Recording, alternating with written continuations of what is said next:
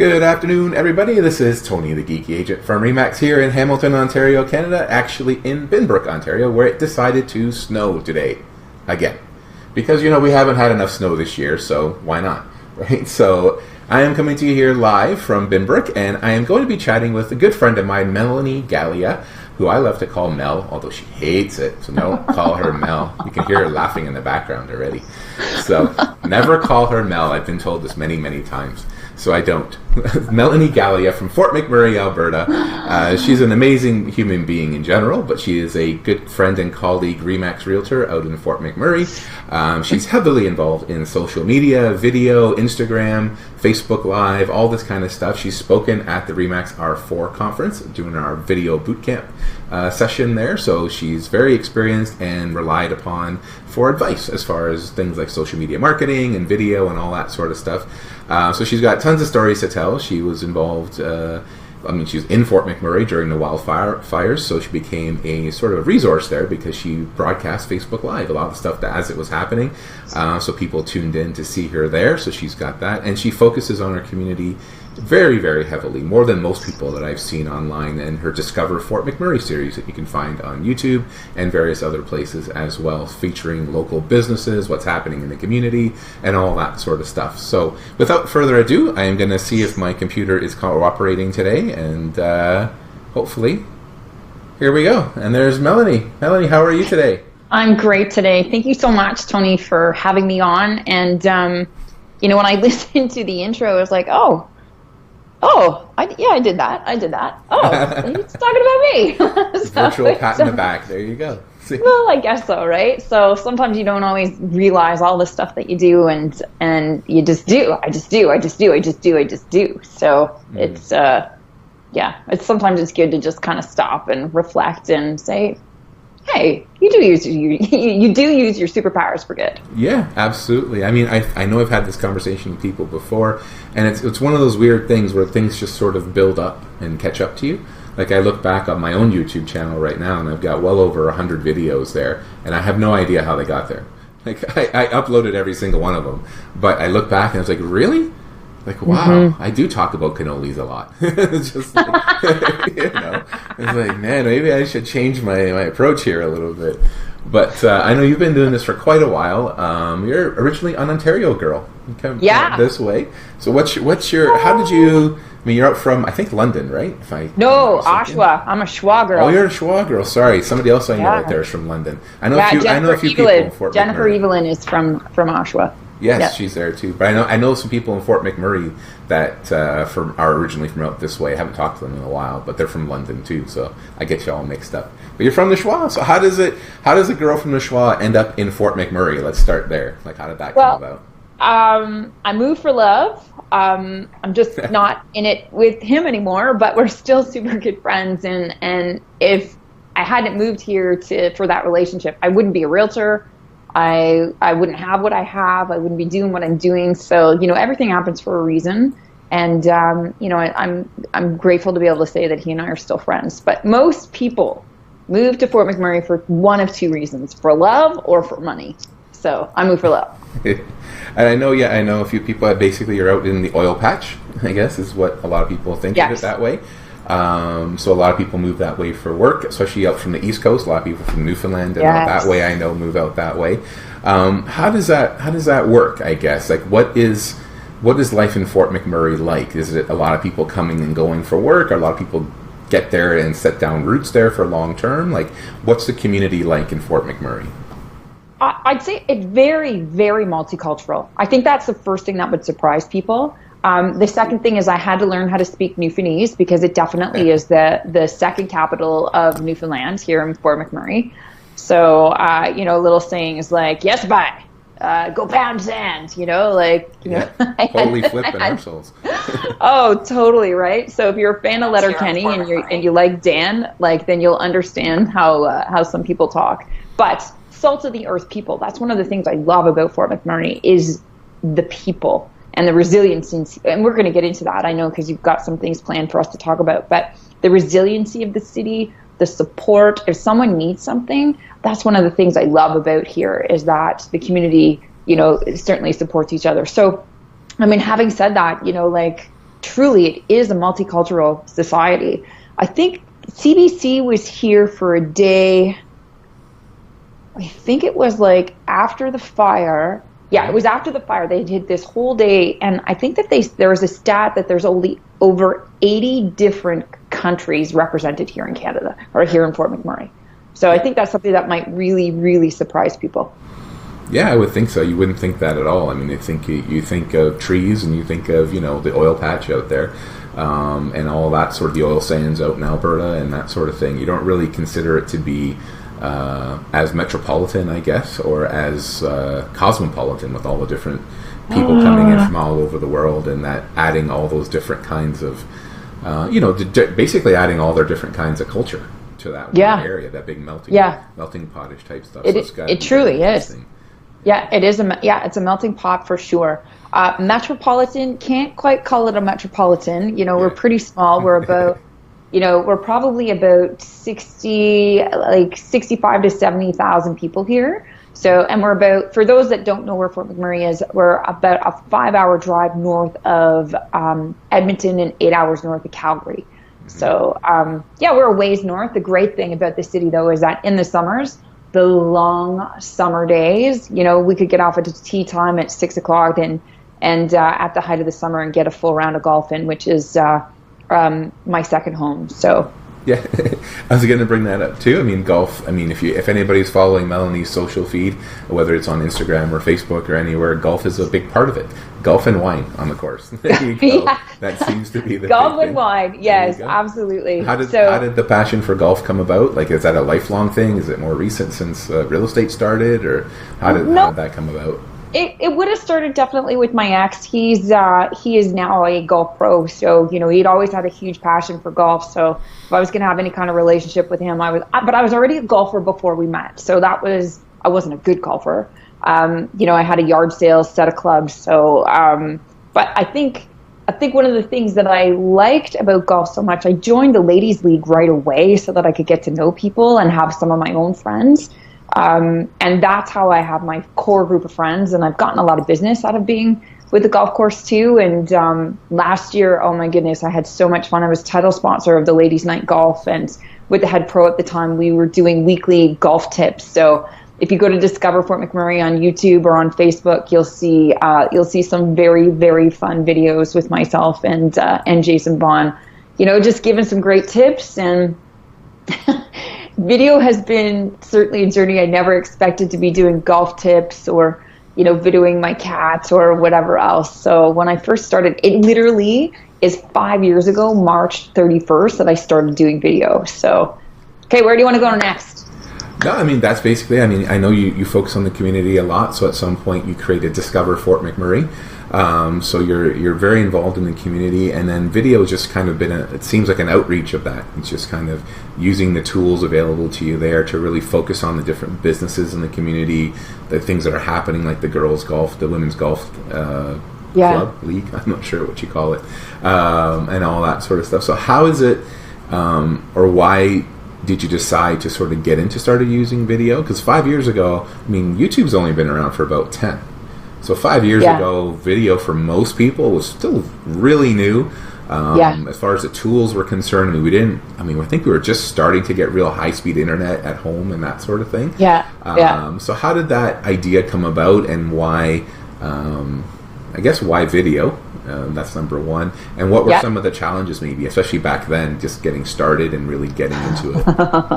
Okay, so you have to ask me when I started Discover Fort McMurray after, but I'm going to answer this video question first. So literally went to the RE/MAX R4 conference in Las Vegas. It was my first conference in Vegas for the international. And I went to a session with Michael Thorne and Dave Fauquier of Mobile Agent, now Mobile Agent TV. And that was actually the first time that they had been in the same room together. So it was really interesting how they became introduced. And that session, which was packed, was talking about how to put wow into your listing presentation. So I walked away with deciding, number one, that I was going to start doing video. I had no skill, had no idea how I was going to do that, but I was doing it. That's the first thing. Mm-hmm. The second thing, I was going paperless. So I remember mocking people, what do you need an iPad for? It's just stupid. Well, now my iPad is so funny, you know, like my iPad is totally my office now. I am, you know, 98% paperless as I can be when it comes to work in my transactions. But I walked out, like there's a video clip of that I just posted of me filming. And I love that I have this footage because it's literally my Samsung S3. Yeah, an S3.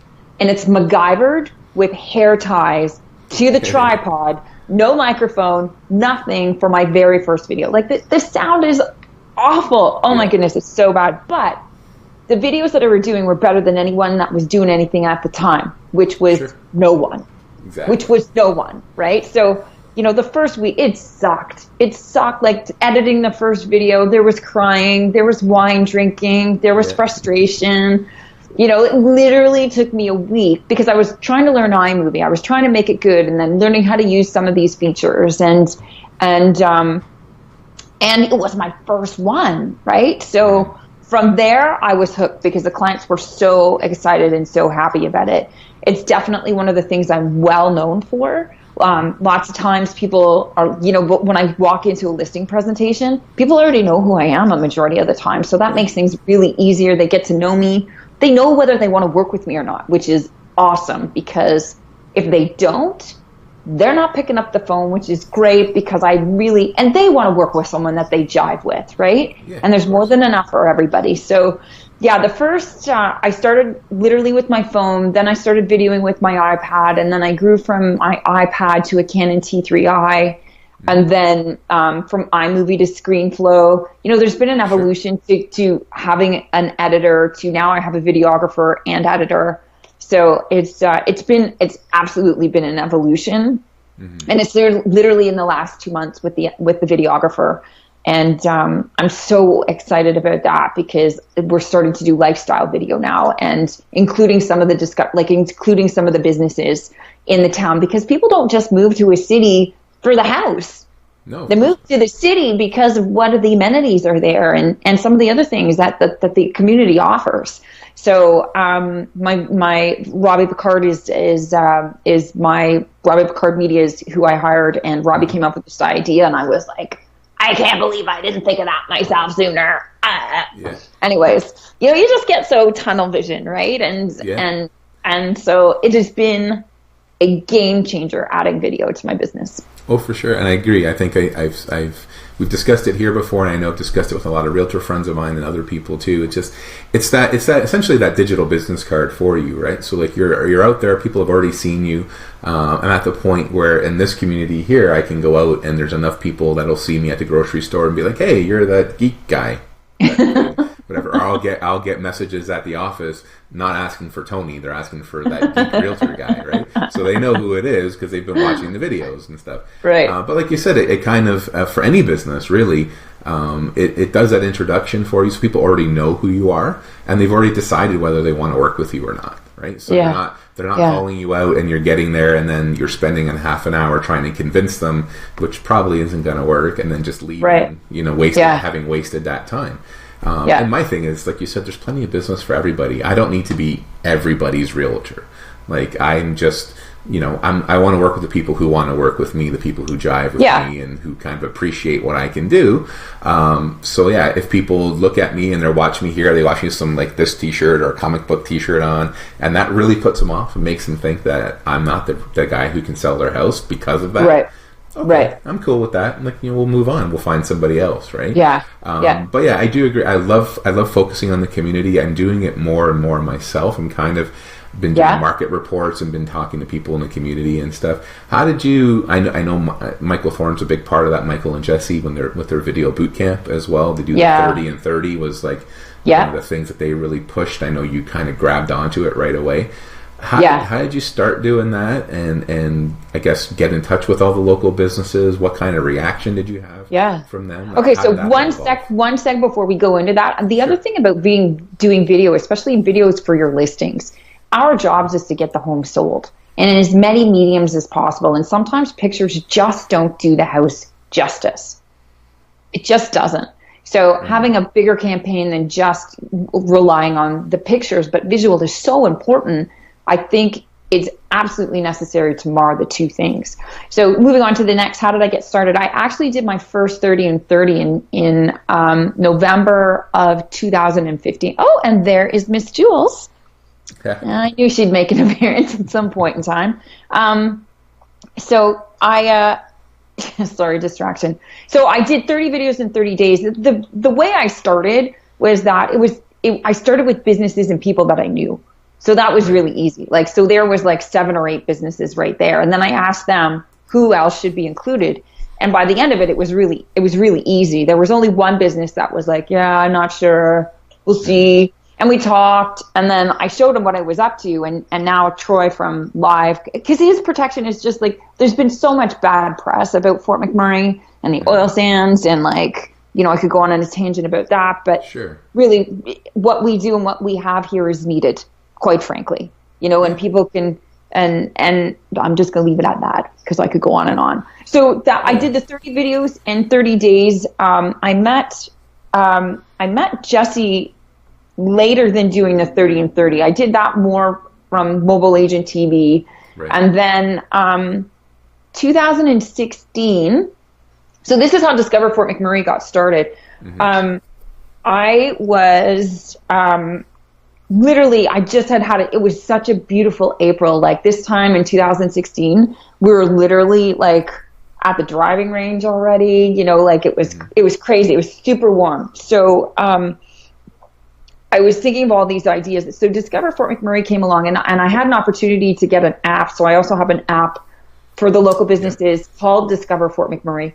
And so the cool thing about the app is that, you know, it was something that helped drive people, like show people what was open when we came back from the fire.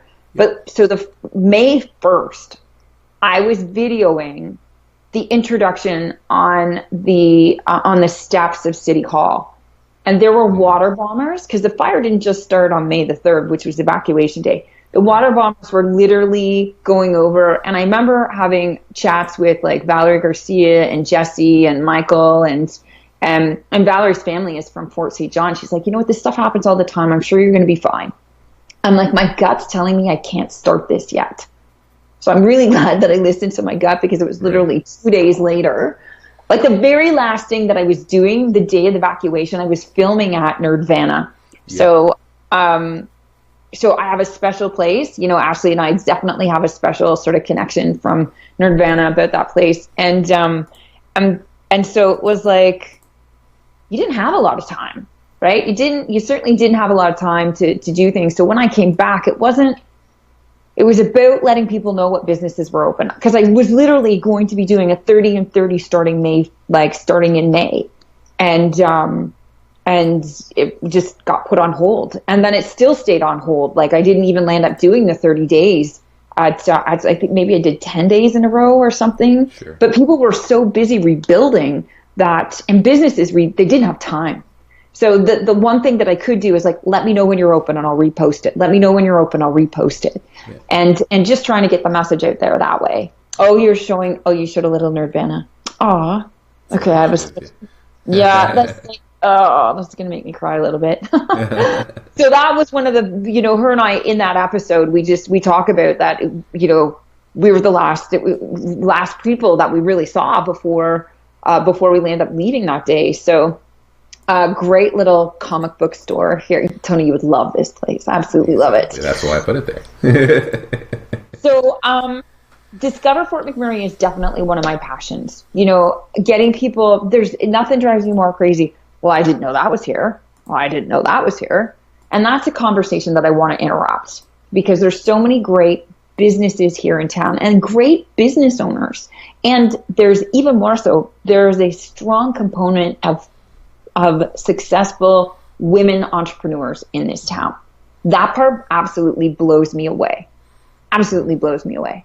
So I think that I just love this place, and I want to see businesses succeed. So I taught a class to over 60 businesses about social media too, because they need help on getting the word out about their businesses, and they're so good at what they do, they're not good about bragging about that. They're good at what they do.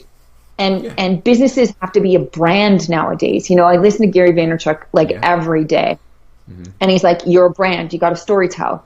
You got to produce content. You have to engage. You have to engage with your customers and your consumers, because that's how you're going to get people to pay attention to you. So, and I think that's what you're doing quite effectively. I mean, I think if you can look at the videos individually, and each one has its own story, right? So you're talking to the different businesses, and they're giving you their story, like how they got started and what they're selling and where they're located and all that. But when you take a step back, I think, and you look at it in a wider sense. So if I look at your YouTube channel, the Discover Fort McMurray channel, and if I just go in, rather than looking at individual videos, and just look at it as a whole, and I can see the list of all the videos there, that whole thing tells a story. So there's a different level there, right? So you're looking at the wider community and stuff, and it tells a story. Again, they're all connected in some way. They're all in the same geographical location, so that's the easy part, right? They're all in Fort McMurray.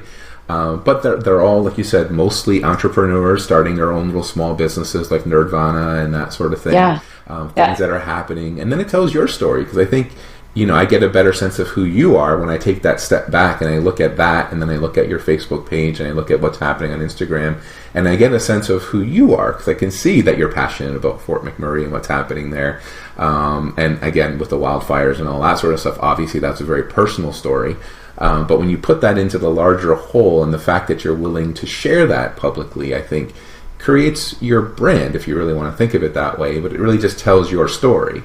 Right. And I think that's what a lot of people miss out on. It's like they're really concerned about doing that first video because it's going to look horrible. Like you were saying, like it is. Nobody really knows what they're going to look like. They're going to sound terrible. They're not going to know what to say. All that kind of stuff, right? But you know what? You get past it, and when you get to the point where you're at, and you've got a whole library of videos now, and you're kind of like, you've got somebody filming it for you at this point, because you want to up your game a little bit, and you want to make them look better, you want to make them sound better, you want to do the fancy graphics and all that kind of stuff. But the whole thing, the progression from those really horrible first videos, like the ones I shot on my BlackBerry in the basement of my brokerage in the lunchroom that I shot down there, like they look terrible. But you know what? You had to have a certain amount of I just don't give up. Whatever. I'm just going to do it. And it's like, what? If I look funny, it's like when I show up at your house to sell your house, this is what I look like. So, who cares? As Valerie Garcia, who basically said it, I mean, if you're afraid of what you look like on video, like, what do you think about what you look like in person? Because you are who you are, right? I mean, but yeah, I think that whole storytelling aspect of it, that whole community focus and doing that, really does help tell that story, right? And I do my own little comics on the side and stuff, and occasionally you do, and I know I do, and a bunch of the other ones. We start to build this video community, like we all kind of know each other, and we all, either through Remax and through other brokerages, kind of, we share ideas on all the different Facebook groups about what we're doing and how to do it and all that stuff. But ultimately, I think it all comes back to telling the story of the people that we serve and the communities that we live in, really. Yeah. Right? Yeah. And that's just it. So I have 4 questions with Discover Fort McMurray. I ask, how long have you been in business? What's the product and service that you offer? Mm-hmm. And then I'll ask, how do we find you online? And what's something someone might not know about your business? Mm-hmm. Same 4 questions all the time, same format. And then, so what I do after is that we do a live right after, because there's a bit of a gap between when the videos come out. Sure. And so then I've been downloading those from Facebook, putting them on YouTube as well. And then I can dive a little bit deeper. I was like, why did you start this? Like, how did you even get started? And we can have those kinds of conversations, because I think people enjoy that. I can already think of some people that I'd really like to interview, because I've heard their story, and they'd be fantastic. And especially from the entrepreneur to entrepreneur. Right. And whether it's entrepreneur to customer, needing to know that story, but entrepreneur to entrepreneur, right. To talk about the Marty and Denise Giles Deneen Giles who have,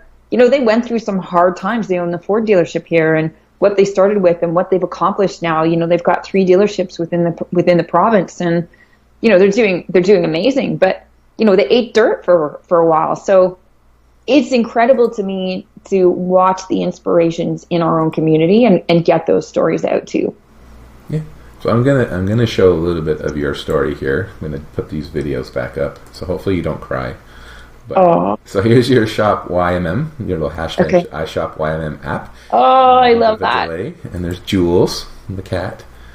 Yeah. If you hang around Melanie long enough and watch her Facebook feed, you'll be intimately acquainted with Jules. She's there everywhere. Sorry, not sorry. No, that's all good. And there's Nerdvana there, but we already did that.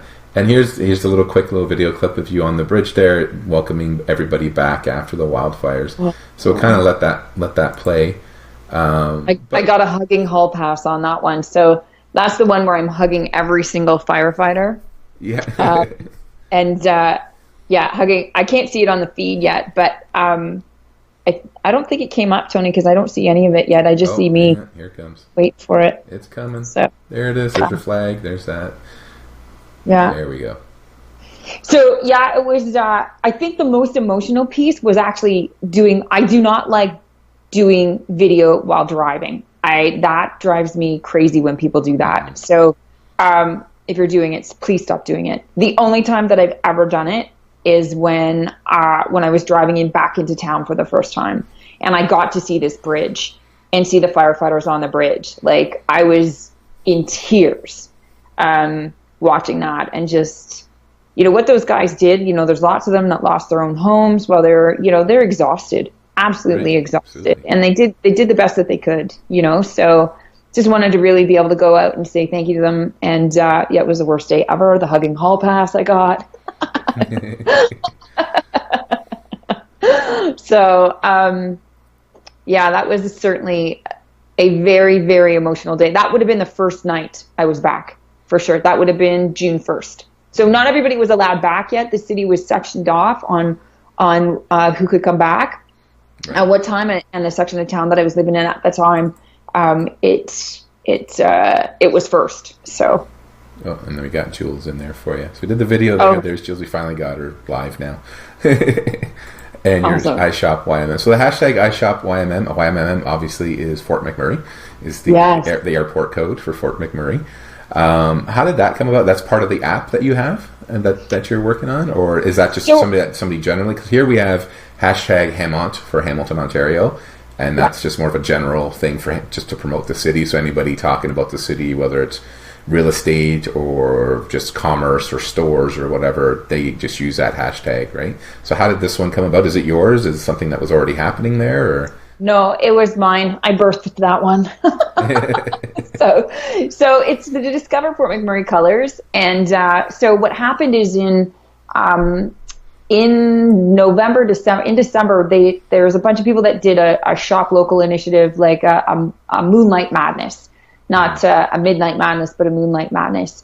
And so I got those signs printed up, and people bought the signs for cost and stuff like that. And because I do want to create a movement, it's so important. That's one of our big messages here is shop local. You don't need to go to Edmonton. You don't need to buy stuff online. We have stuff right here. And so one of the cool things is that day I went to every single business involved, and there were 17 at that time, and did a quick little Facebook Live. And so I heard back from a couple of the businesses, their best day in sales ever. And people coming into the store was like, we've been following online with the Facebook Lives, and we had no idea that this store was here. No idea.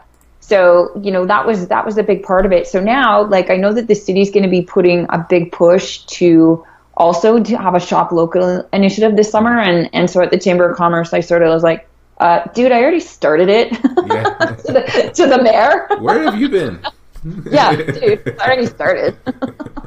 Well, that's the other part. But I know you said it too. Already, right? So, I just got elected to the board of the Chamber of Commerce. So yeah. I have the voice. I have the ear of business. I know what they need. I know what they want. I can take it to a group of people that can do something about it, have some influence, have some say, get some training. Being willing to put myself out there, and teach that first class. The hashtag more than houses, right? Yeah. That's definitely it. Yeah, totally. And I remember seeing you talking about it when you were doing the 30 and 30. And Maria from San Diego, I spoke with her on the weekend. She interviewed me, Maria Morales there.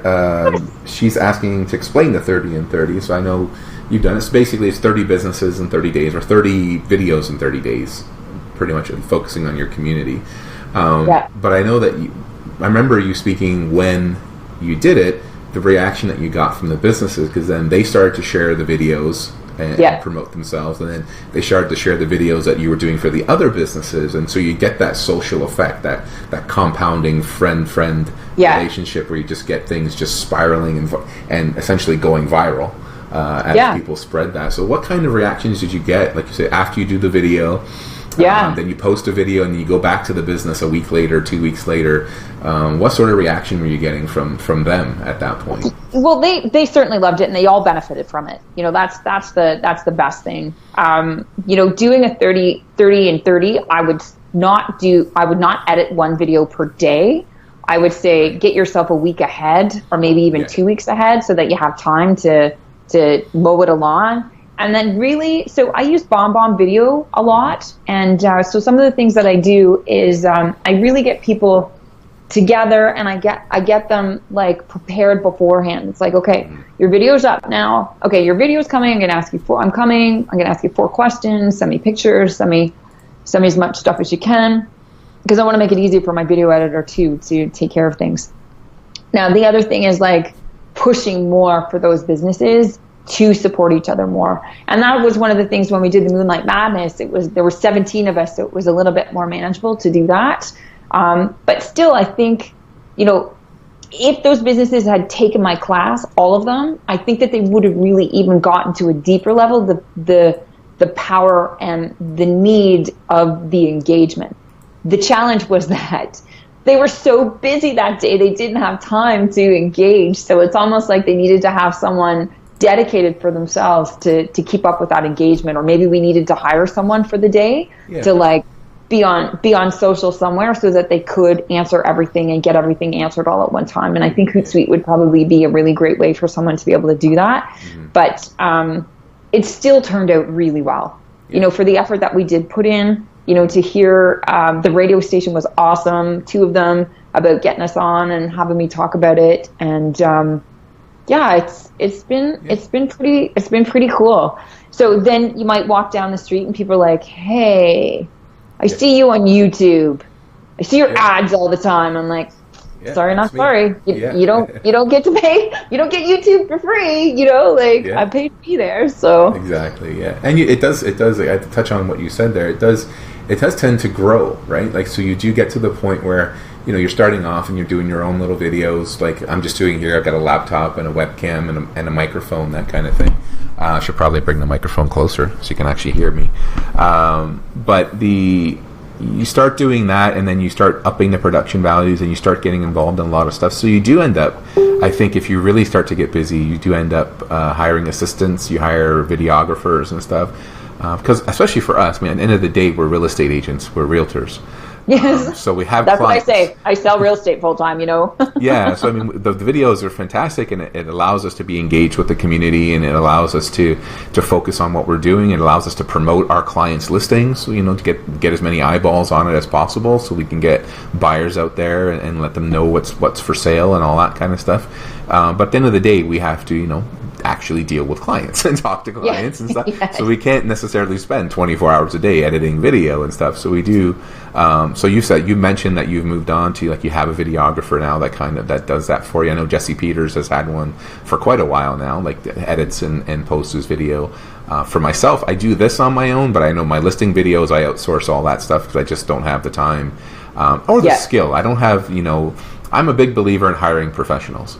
Like, you know, whether it's real estate and hiring a realtor, or hiring a professional photographer, videographer to do my stuff, because they have the tools, they have the experience, they're worth every penny. Because the old saying, if you think a professional is expensive, try hiring an amateur and see what that gets you.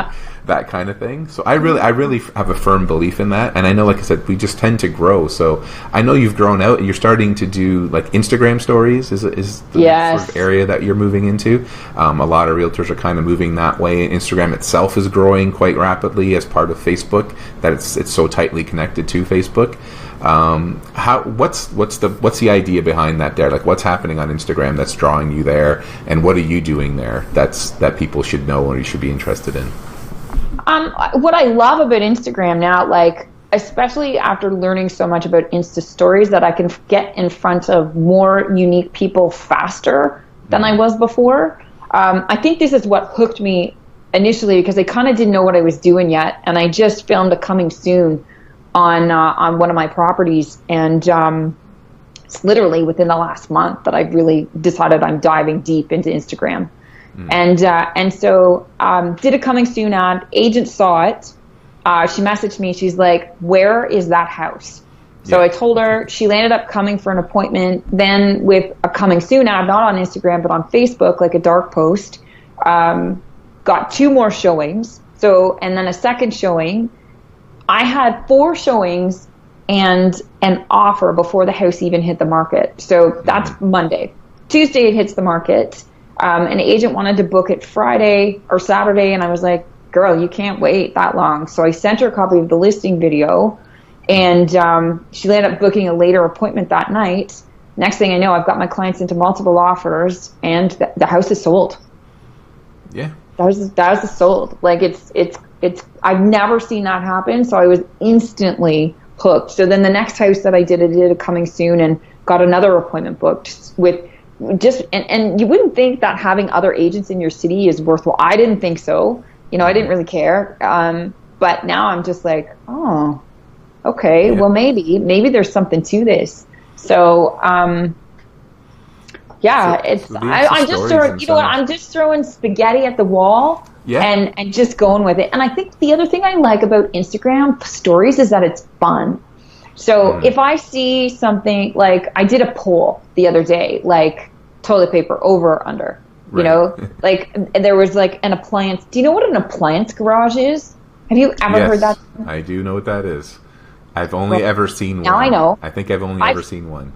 Well, this house had 2 of them. I've seen them before, you know. So it's like, it's that thing. It's like the bread cover with the door, like right. Yeah. So, anyways, I took a poll on that, and it was like more people knew what it was than what it wasn't. But it was like, did you know the name is really what I would wanted to say. So I'm having some fun. It's like, oh, check out this carpet, you know, or is this bathroom too retro or super cool, you know? So that's. It's just fun, but what I've learned is that by using the city geotag and not the hashtag, I'm getting in front of more people than I would for free than if I would have any other way. So I'm completely hooked, and I'm doubling down this year. I'm just trying to figure out more and more how to use it. And so really, any realtors looking to do that, there's a website called later.com. Okay. It's amazing. You like, they've got a whole like 6-7 video series on Instagram stories, and I think I want to watch it again and keep diving deeper in it. Yeah, and that's what I've been doing. I've been on Instagram for a while, and I kind of played with it a little bit here and there, but just recently started doing the stories, because quite honestly, I couldn't figure out how to do it. And I'm a pretty techie person, but I just was like, for some reason, just something about it just was escaping me. It's like, how do you add stuff to the story? What's happening? What am I doing? I popped into a couple of videos. I was like, I got to learn how to do this. And then once you start doing it, it's just like, oh, I get it. And this is fun. This is good stuff. Yes, you can be goofy. You can do your stuff. So and fun. I think the engagements, it's a different kind of engagement completely. Because I did the same with a couple of properties I had out in the country and that sort of thing, with little quick snapshots here and a little text on the bottom, you know, and the goofiness and stuff like that. But people are just more engaged, more willing to chat with you for whatever reason on the Instagram stories. And you're getting people from just, again, locally here, but from all over the place. And depending where you're coming from, I know, like being out Fort McMurray, like we mentioned, there's people coming from everywhere to be there. The ability either through Facebook or whatever to tag or to target, like Newfoundland, you know, if stuff's happening in Fort McMurray, because there's potentially people there who are coming. And the same for me here. Toronto's just down the road, and we do actually get quite a few people from the East Coast coming out to Hamilton to live and that sort of thing and work in Toronto. So that's just amazing, and for the most part, it's free. Like we do pay for ads, like if we have business pages and we have a back end, so you can't completely make a living for free. I wish you could, but Facebook, like you said, Facebook and YouTube, they got to make money too. Like they're not here to be charities either. But just the reach that we have is amazing. And going with that, because I just kind of want to get to the point where we're wrapping it up a little bit, but I know that you support Children's Miracle Network, and I do, and we have mutual friends and REMAX across the country with the Miracle Home program. So part of that, just to using the social media, nobody does it better than Bruce Johnson, I think. Absolutely. When he comes, when he starts his Motorcycle for Miracles, and he did his trip down to Costa Rica, and then just recently did his trip across Canada, just the amount of traction he was able to get in engagement and people following along on his story. I mean, it's essentially how we became friends. My office was the first one after the head office that he stopped at on his Costa Rica trip. So I ended up becoming the table that people signed the flag on. They're signing it on my back. But, you know, we kind of got to meet Bruce. I never knew him before. We're both REMAX agents, but we had never met. But I followed him along his trip, and I basically, we became dumb and dumber on his trip. I would just make comments back and forth, and we kept each other entertained and stuff. And by the time he got back from Costa Rica, we were best buds. We were just like, hey, how's it going, Harry and Lloyd, and all this kind of, and we've been friends ever since. I do have a little bit of video from when he was out there. And I know you support, being in Alberta, your CMN donations go to the Alberta Children's Hospital, correct? Yeah, it's actually Stollery. Yeah. Stollery, which is in Edmonton. So when Bruce was here last time, which would have been August 2016, is when he was in Edmonton. I drove down to see him, and we got the tour of the hospital, and Bruce is just one of the most genuine, kind, soft-hearted people I have ever met in my life. And you can't help but be affected by him and inspired by what the family's been through too. My goodness, they don't have just one child that passed away. They have, and people don't all know this, like there's actually two that they lost to Alyssa's disease. So, you know, this stories that they have of that she's reaching out, that, like, I'm getting chills right now just thinking about it. Every time I see 11/11 is like, it's sort of his magic time that she's reaching out or something. But magical family. Holly is a sweetheart. That's his oldest daughter who did she do both? She did both rides. She did both rides with him, yeah. And there's a video playing now, just you signing the flag there at Stollery there. Yeah. Yeah, so, we did the same here at McMaster Children's Hospital, and they stayed with me the one night before, and we've been up to their house there in the tree house and all that sort of stuff. But yeah, it's just an amazing story, and the fact that you can take such a tragedy and make it something so positive is what always gets me.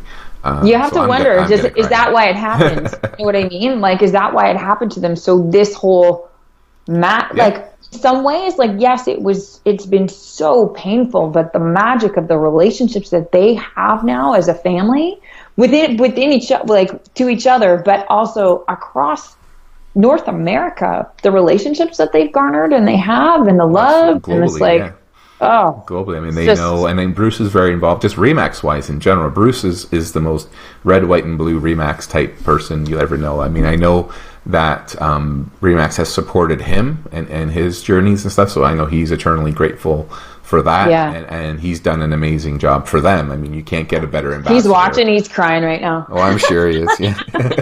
But you can't get a better ambassador for the REMAX as a brand or Children's Miracle Network than you could out of Bruce Johnson. He's just that kind of guy. But again, using the video, and he's a huge proponent of video, has been for a long time, and just being involved and giving back to the community and stuff. I know you're a big supporter. How did you sort of originally become involved in CMN? Was it just sort of a no-brainer? Is there a story behind that, or is it just? I think when everyone signed at our office, you know, when you sign, everyone has to give to CMN. So that's just the policy at the office, which I think it's, you know what, is a good policy. Yeah. So, but I think my game got upped when I got to know Bruce, and it would have been after his Costa Rica trip. Mm-hmm.